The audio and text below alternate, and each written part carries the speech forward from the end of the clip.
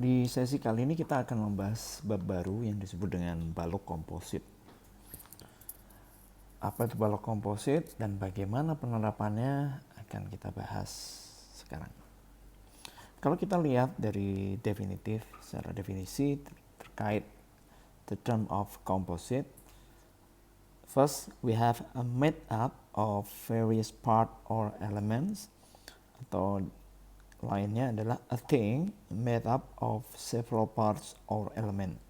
Kita sudah bisa melihat ada dua hal yang sama, yaitu various part or elements. Jadi ada beberapa, ada various dan ada several di sini. Jadi dibuat dari beberapa atau berbagai macam part dan elemen. Kalau kita melihat definisi lainnya lagi dalam structural engineering terkait composite, in structural engineering, composite construction exists when two different materials are bound together so strongly that they act together as a single unit from a structural point of view. And when this occurs, it is called a composite action. One common example involves like steel beam supporting concrete floor slab, seperti yang Anda lihat di gambar yang ada di layar Anda. Jadi kalau kita lihat definisi dari structural engineering, dari sudut pandang structural engineering, composite construction exist ketika dua material yang berbeda atau mungkin bisa lebih are bound together, diikat bersama, menjadi satu bersama, so strongly that they act together. Mereka diikat atau menjadi satu. Jadi composite construction di sini bisa diartikan di mana ada dua atau tiga lebih material yang tergabung bersama, diikat bersama, saking kuatnya mereka itu menjadi sebuah satu kesatuan unit, menjadi satu kesatuan struktural. Jadi di situ ada two different materials bound together, act together, and single unit. Kalau kita breakdown dari definisi itu, maka kita bisa melihat ada beberapa dua atau lebih material yang menjadi satu dalam satu kesatuan struktur tersebut. Dan mereka diikat bersama. Entah itu bisa diikat dengan beberapa hal yang nanti di sini kita akan melihat contohnya, bisa diikat dengan stud, diikat dengan baut, diikat dengan las, dan berbagai macam opsi alat pengikat. Dan mereka act together. Mereka bertindak secara bersamaan. Ketika menerima tekan bersama. Ketika menerima tarik, mereka akan tertarik bersama dan menjadi single unit. Walaupun terdiri dari dua material yang diikat bersama, tapi mereka menjadi satu kesatuan, menjadi sebuah satu single unit yang bekerja secara bersamaan. Itu konsep composite. Nah, jenis composite dalam structure dibagi menjadi dua, yaitu makro dan juga ada mikro. Kalau kita berbicara mikro, dia sudah sampai level di mana struktur penyusunnya sudah berubah. Penggabungan dua material atau lebih itu terjadi sampai pada level struktural molekul atau atomnya. Seperti kalau kita tahu ada fiberglass, polimer, ada karbon steel, semuanya sudah tergabung menjadi satu. Nah, yang kita bahas di sini adalah pada konsep makronya, di mana kita akan membahas kolom komposit, balok komposit. Apa itu kolom komposit, apa itu balok komposit, maka kita akan breakdown di sini. Nah, kalau kita lihat di layar Anda, maka kita bisa lihat di gambar A, yaitu concrete encased steel section. Ini adalah sebuah balok komposit atau kolom komposit, di mana di dalamnya sudah ada sebuah profil WF, dan profil WF ini dibungkus oleh tulangan bagel, lalu kita cor, di mana akhirnya dia menjadi satu kesatuan. Sama seperti di gambar B, di mana WF ini berfungsi tidak sebagai kolom, tapi dia sebagai balok, di mana balok itu ditanam di dalam cetakan cor beton yang nanti akan kita tuang beton sehingga dia menjadi sebuah satu kesatuan. Atau di gambar C, yaitu composite beam, itu merupakan bentuk gabungan antara lantai beton yang warna kuning dengan balok WF yang warna merah yang digabungkan dengan sebuah alat ikat untuk bisa mengikat beton dengan WF-nya yang lingkaran warna ungu. Atau bentuk komposit lain yaitu berupa concrete fill steel tube, di mana kita mengisi profil-profil hollow itu dengan beton. Contoh praktikalnya seperti ini. Kalau Anda bisa lihat di konsep concrete encased steel section di A, itu bisa kita lihat di sini. Jadi di mana kita memasukkan sebuah profil di dalam tulangan, sebuah tulangan beton, dan kita buat backcastingnya, lalu kita tuang beton itu. Atau bentuk komposit lainnya yaitu bagaimana sebuah dinding beton yang fungsinya juga sebagai kolom, lalu dia meneruskan atau melanjutkan dengan kolom baja, di mana kolom baja dan beton ini terikat bersama dan berfungsi sebagai kolom. Dan ini beberapa contoh lain, gambar contoh lain terkait konsep komposit, bagaimana menggabungkan antara baja dengan beton, tulangan beton. Oke, sekarang kita kesini. Kenapa sih harus pakai komposit? Khususnya di sini menggabungkan antara beton dengan baja. Nah, konsep komposit beton dan baja dimulai dengan adanya kebutuhan untuk bisa memanfaatkan keunggulan karakteristik dari masing-masing bahan secara optimal. Kita tahu betul bahwa beton sangat mampu dan sangat baik ketika dia menerima gaya pressure, gaya tekan. Dan baja sangat baik, sangat sempurna ketika dia menerima sebuah gaya tension. Mengapa tidak digabungkan saja? Konsep komposit di struktural berasal dari situ. Bagaimana kita bisa menggabungkan beton dengan baja supaya dua keunggulan masing-masing itu bisa terakomodir dengan baik. Berikutnya, kenapa harus menggunakan komposit? Berkaitan dengan luas penampang atau volume terhadap berat total. Jadi kalau saya kasih contoh seperti yang ada di gambar ini, kita punya balok WF yang berwarna merah. Ketika balok WF ini menjadi kolom, Anda masih ingat bahwa gaya sama dengan P dibagi dengan A. Semakin besar nilai A-nya, maka gaya yang diterima akan semakin kecil. Ketika kita menggunakan baja WF sebagai kolom, maka A yang bekerja di sini hanyalah A yang berwarna merah saja. Namun dengan konsep komposit, maka A yang bekerja pada kolom ini adalah selain yang berwarna merah juga yang berwarna kuning, yaitu beton yang sudah kita tuang ke dalam cetakan kolom ini. Beton itu sudah mengisi seluruh area di dalam backcasting ini. Sehingga A yang bekerja adalah A kuning dan juga merah. Otomatis gaya yang diterima oleh kolom itu akan semakin kecil. Hal lainnya terkait tentang densitas atau kepadatan terhadap kombinasi material. Hal lainnya bisa kita lihat di ketahanan terhadap korosi, api, dan cuaca. Bagaimana dengan adanya konsep komposit, maka baja yang tidak mampu menahan korosi ataupun api dapat dilindungi dengan adanya bungkus beton atau konsep komposit dari beton baja tersebut. Komposit juga jauh lebih ekonomis dan pekerjaannya dan lebih cepat. Dan pada balok komposit, pada umumnya kita akan bisa mendapatkan beberapa advantage dari penggunaan komposit di balok, yaitu headroom yang lebih lega, lebih tahan terhadap lentur dan defleksi. Selain itu kita juga bisa mendapatkan bentang balok yang lebih panjang, sehingga area yang kita inginkan clear dari kolom bisa kita dapatkan. Area yang cukup luas itu bisa kita dapatkan. Berbicara tentang konsep perencanaan balok komposit, khususnya untuk perencanaan balok I, sebelumnya kita sudah belajar bagaimana merencanakan balok I, baik itu I build up maupun I hot roll di SNI 1729/2020 pada bab F2 hingga F5. Di sesi ini kita sudah belajar bahwa beberapa risiko kegagalan struktur pada balok itu adalah tekuk lokal dan juga adanya risiko terhadap tekuk torsi lateral. Jika kita melihat pada tekuk lokal, di situ kita berusaha menghindari adanya risiko kegagalan akibat instabilitas tekuk lokal pada sayap dan badan.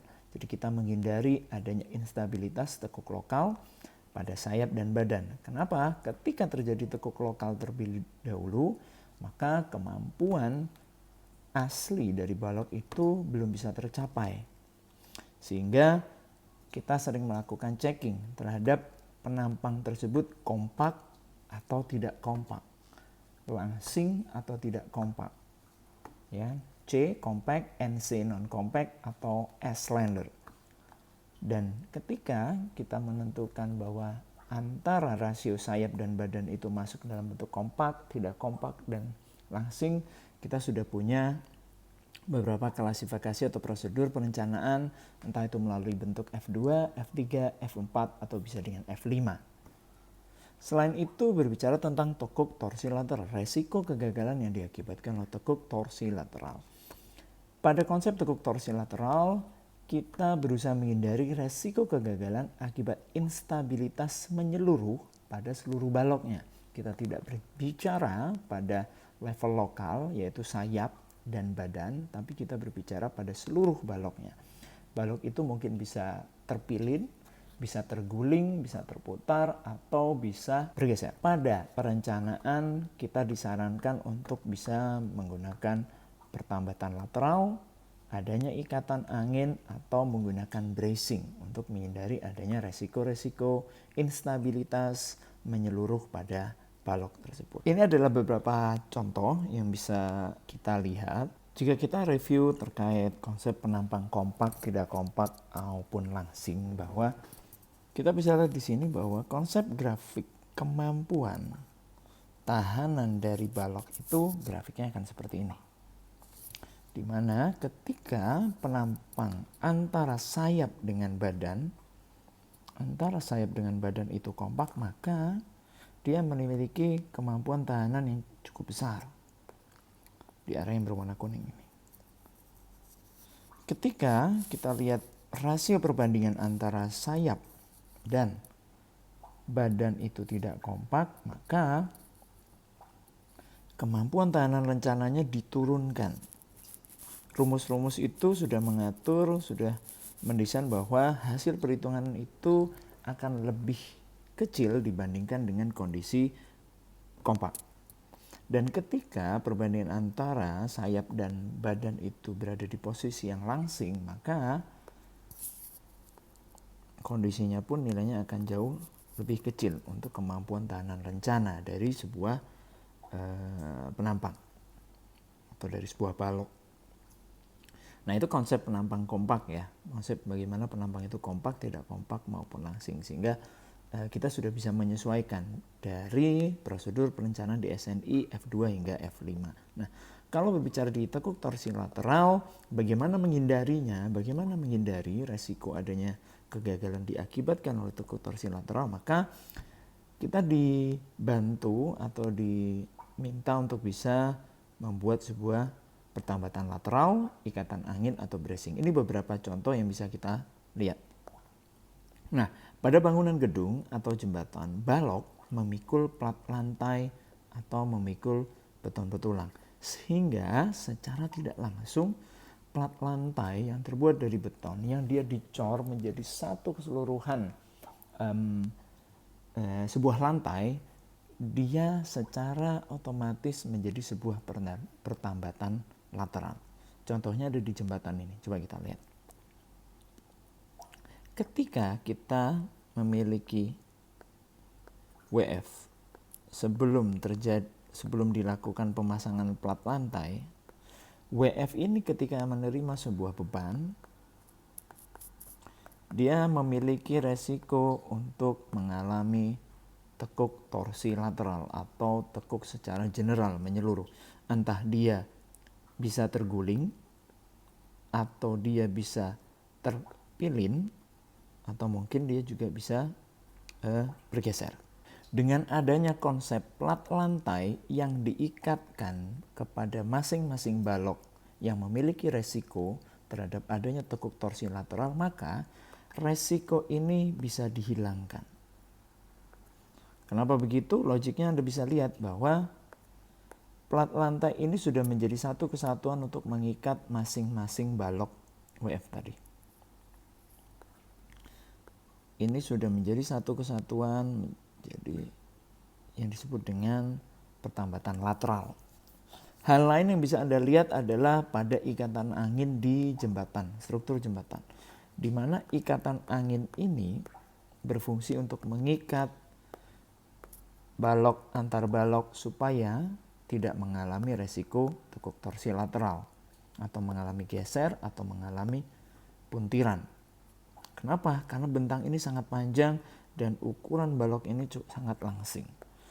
Resiko terjadi tekuk torsi lateral sangat tinggi. Namun dengan adanya ikatan angin atau bracing atau pertambatan lateral, namanya bisa berbeda-beda tergantung bentuknya, maka hal tadi sudah bisa dihilangkan. Dalam materi struktur baja 3, kita akan fokus pada steel concrete composite beam. Kita akan fokus pada steel concrete composite beam, di mana the basic concept of composite beam lies in the fact that the concrete is stronger in compression than steel, and steel is stronger in tension.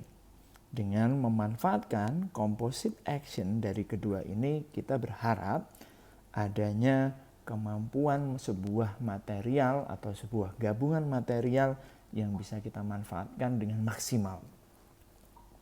Di atas kita sudah belajar konsep komposit dan kita juga sudah paham betul sifat-sifat dan resiko yang terjadi dalam perencanaan sebuah balok. Nah, sekarang kita akan membahas konsep dari steel concrete composite beam. Apa itu steel concrete composite beam? Saya ajak Anda ke sini dulu. Di steel concrete composite beam, kita akan kenal dengan beberapa part ini. Pertama, ada yang disebut dengan plat beton atau lantai kerja atau lantai, yang selama ini mungkin bisa berasal dari, asalnya dari ready mix atau dari beton yang kita tuang di atas tulangan wire mesh. Oke. Lalu ada yang disebut dengan dek baja. Dek baja ini sering kita kenal dengan sebutan bondek, ya. Walaupun bondek itu adalah merek, tapi intinya dek baja ini adalah sebuah alas yang fungsinya juga sebagai tulangan, di mana biasanya dulu orang memanfaatkan kayu atau triplex sebagai lantai dan lalu bekisting itu nanti dibongkar. Nah, konsep di dek baja ini adalah bekisting baja itu akan ditinggal. Selain dia bisa juga menggantikan sebagai fungsinya sebagai tulangan, dia juga menggantikan sebagai penahan dari cor beton itu. Lalu kita punya baja profil. Baja profil ini biasanya adalah baloknya, di mana kita memanfaatkan balok baja. Lalu ada yang disebut dengan wire mesh atau tulangan lantai, dan ada satu hal lagi yang disebut dengan shear stud. Kita berbicara dengan shear stud. Apa itu shear stud?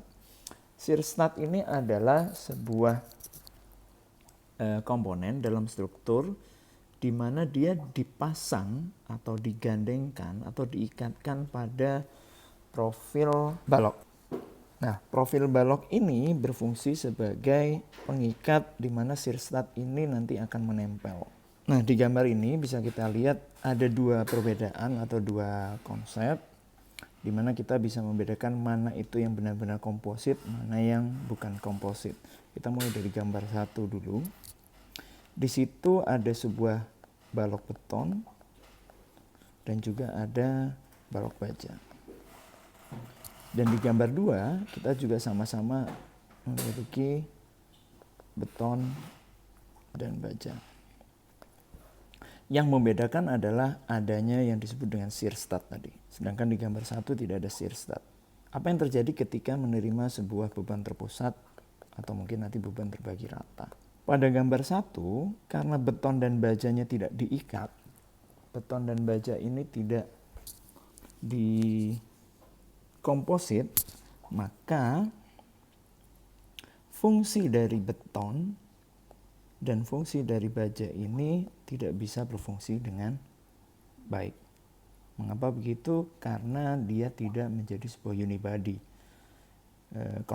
Balik ke konsep komposit bahwa itu ada two different material bound together, act together, dan dia berfungsi dalam single unit. Maka pada gambar 1, aturan komposit tidak berlaku. Aturan komposit tidak berlaku. Nah, kalau kita lihat pada gambar 2, dengan dibantu adanya sebuah shear stud ini terikat dengan baja, balok baja, dan ketika beton sudah dituang di atasnya, maka ketika beton itu mengeras, otomatis shear stud itu juga mengikat beton yang ada di atas balok baja. Sehingga ketika ada sebuah beban, maka konsep bond together, konsep act together, dan konsep single unit material tercapai. Nah, di sini kita bisa lihat bagaimana fungsi shear stud itu mengikat baja yang ada di atasnya.